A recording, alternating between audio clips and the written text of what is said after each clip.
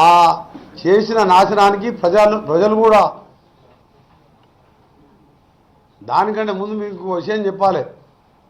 ఈ దుర్మార్గుడు చేసుకొని కూర్చొని ఎస్ఎల్బిసి సొరంగం పూర్తి చేస్తా అని చెప్పి సొరంగాన్ని ఒక్కసారి కూడా రివ్యూ చేయలేదు. దాని మీద అక్కడికి రాలేదు. ఇరిగేషన్ మినిస్టర్గా అక్కడికి వెళ్ళలేదు. ఒక పనికిరాని ఒక అంతకునికి మంత్రి పదవి ఇచ్చి రాజకీయ అనుభవం లేకుండా ఏదో ఆయనకు సాయంత్రం పూట కంపెనీ ఇచ్చే వారికి మంత్రి పదవి ఇస్తే ఆ దరిద్రుడు ఒక్కసారి కూడా సొరంగ మార్గం కానీ డిండి ప్రాజెక్టు కానీ ఏఎంఆర్పి మెయిన్ కెనాల్కు లైనింగ్ చేపియాలి, డిస్ట్రిబ్యూటర్కి లైనింగ్ చేపియాలి, వరద కాలువకు లైనింగ్ చేపియాలి, అలాగే బ్రాహ్మణ విలువలు పూర్తి అయిన సోయి లేదు. కనీసం సందర్శించలే. ఎంతసేపు ఎక్కడ దోచుకుందామా, యాదాద్రి థర్మల్ ప్లాంట్లో 1000 కోట్లు ఏ విధంగా దోచుకోవాలనే ఆలోచనతో దోచుకున్నాడు. సూర్యాపేటలో కలెక్టర్ ఆఫీస్లో ఈడగడుతున్నా అని చెప్పి ఎస్పీ ఆఫీస్ పక్కకు చూసి రాత్రి తీసుకుపోయి ఒక అసైన్ ల్యాండ్ చుట్టుపక్కల అసైన్ భూమిని కొని అక్కడ కట్టి 100 కోట్లు సూర్యాపేటలో సంపాదించుకున్నాడు. కనీసం ఇవాళ సూర్యాపేటలో కూడా నీళ్లు లేని మూసి నీళ్ళు తాగే పరిస్థితి ఇవాళ ఆ పనికిరాని వానికి జిల్లాకు మంత్రి పదవి ఇచ్చినందుకు. అందుకనే ప్రజలు కూడా ఎట్లా కొట్టిందంటే మళ్ళా చెప్పుతో కొట్టినట్టు ఒక్క సీటు బొటాపట్టిన 200-300 కోట్లు ఖర్చు పెట్టి మాకు ప్రచారానికి సమయం లేక అక్కడున్న మా నాయకుడు దామోదర్ రెడ్డి గారు కొద్దిగా అనారోగ్యంతో గడప తిరగలేక ఓడిపోయింది తప్ప నైతికంగా గెలిచింది దామోదర్ రెడ్డి. ఈ దుర్మార్గుడు ఓడిపోయినట్టే లెక్క 3000తో గెలిచిన. ఆయన మూలాన కేసీఆర్ మూలాన మా జిల్లా నాశనం చేసి అలా 70% పూర్తయిన సొరంగాన్ని ముట్టుకోలేదు, 95% పూర్తయిన బ్రాహ్మణ వెలువల ప్రాజెక్టు పూర్తి చేయలేదు. ఉత్తర తెలంగాణలో అవసరం లేకున్నా కాళేశ్వరం బ్యారేజ్ పెట్టుకున్న దోసుకోవడానికి కింద బ్యారేజీలు కట్టి పైకి నీళ్ళు తీసుకొచ్చి 3 ఏళ్ళు గడపముందే వేడిగడ్డ కూలిపోయిందంటే ఖాళీ వేసిన కమిషన్లకు ఒకసారి కదా.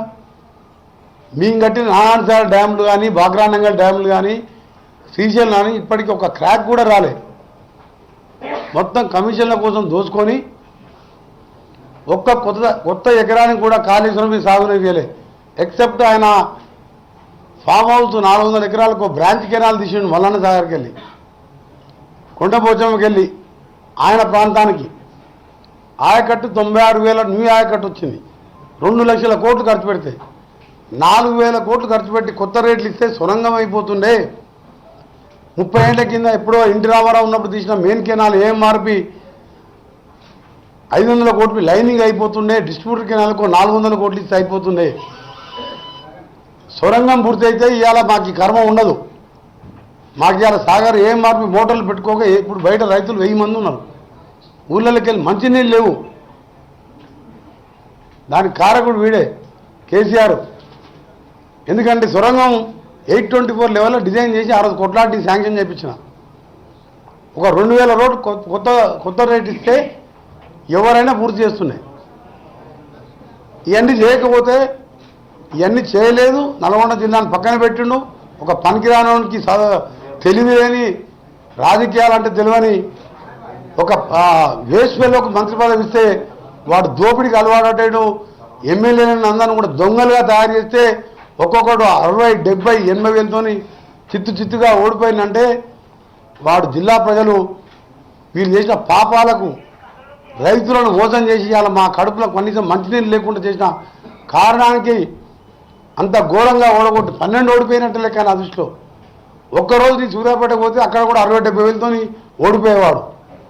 మాకు సమయం సరిపోలకు పోలే. ఈరోజు మాట్లాడుతున్నాడు. ఇదే కాదు, డిండి ప్రాజెక్టు మొదలుపెట్టిండు. ఎప్పుడు కాళేశ్వరం కంటే సంవత్సరం ముందు శంకుస్థాపన చేసిన కేసీఆర్ ఒకటే అడుగుతుంది నిన్ను పత్రికాముఖంగా, దీని తర్వాత సంవత్సరానికి మొదలుపెట్టి కాళేశ్వరం ఎట్లా నువ్వు మల్లన్న సాగర్ నింపుతావు, కొండపోచమ్మ నింపినావు, కమిషన్ల కోసమే కదా. 10 గండి పెట్టినంత కెపాసిటీ ఉన్న మల్లన్న సాగర్ని 54,000 ఎకరాల భూమి సేకరించి రైతులను కొట్టి తన్ని తక్కువ రేటుకి ఇచ్చి అక్కడ కూడా రైతులను మోసం చేసి కమిషన్ల కోసం మల్లన్న సాగర్ కట్టుకొని కాళేశ్వరం కట్టుకొని దీనికంటే ముందు మొదలుపెట్టింది నువ్వు. పాలమూరు ప్రాజెక్టు మహబూబ్నగర్ జిల్లా మొత్తం కరువు జిల్లా. అది పాలమూరు అంటే కూలీలు ఎక్కడున్నా అంటే పాలమూరు వాళ్ళు అంటారు. ముంబై దుబాయ్ బొగ్గుగైనా అంటే మొత్తం పాలమూరు వాళ్ళు. అలాంటి జిల్లాని కడుపు కొట్టినాము. దానికంటే కాళేశ్వరం కంటే సంవత్సరం ముందు మొదలుపెట్టాం. ఒకటే అడుగుతున్నా ముఖ్యమంత్రి గారిని, ఏం సమాధానం చెప్తాను నేను అడిగేదానికి. మాజీ ముఖ్యమంత్రి గారికి ఒకటే చెప్తున్నా, నువ్వు ఇవాళ ఢిల్లీ ప్రాజెక్టు రిజర్వాయర్ కట్టినావు, రైతుల భూములు ఉంచుకున్నావు, రౌడీలను పెట్టాం, పోలీసులను పెట్టి కొట్టిపించినాం, 5 లక్షలు 4 లక్షలు ముష్టి పైసలు ఇచ్చినావు. నీ దగ్గర 17 లక్షలు ఇచ్చినావు మల్లన్న సాగర్లో.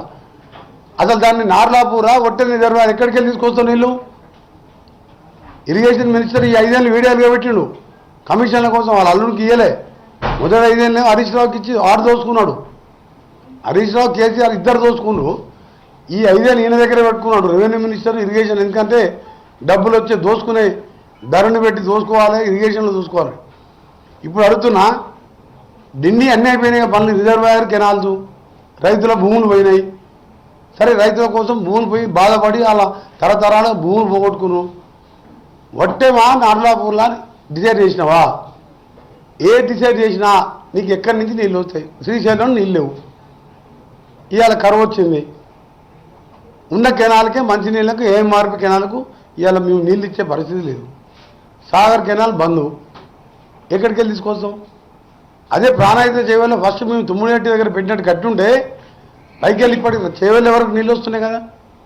ఎప్పుడో అయిపోతుంది 50,000 కోట్లతో.